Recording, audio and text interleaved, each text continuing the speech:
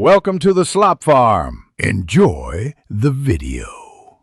In this video, I will explain how to replace an oxygen sensor. First, gather your essential tools, including a jack stands, and a specialized oxygen sensor socket. Always ensure your engine is completely cool before you begin to avoid any burns. For your safety, always disconnect the negative battery terminal before starting any work on your vehicle's electrical system. This crucial step prevents accidental shorts.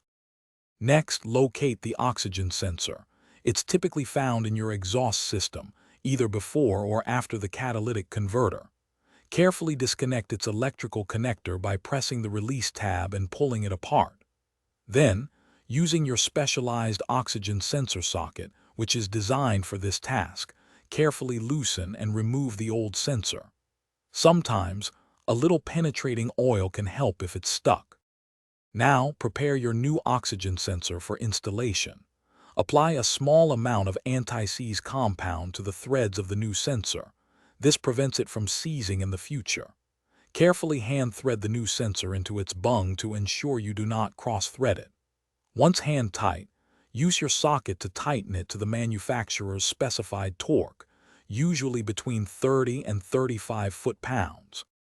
Finally, reconnect the electrical connector to the new oxygen sensor, ensuring it clicks firmly into place. Reconnect the negative battery terminal, then carefully lower your vehicle from the jack stands.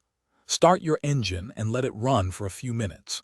Check your dashboard for any warning lights or error codes to confirm the replacement was successful and your system is functioning correctly.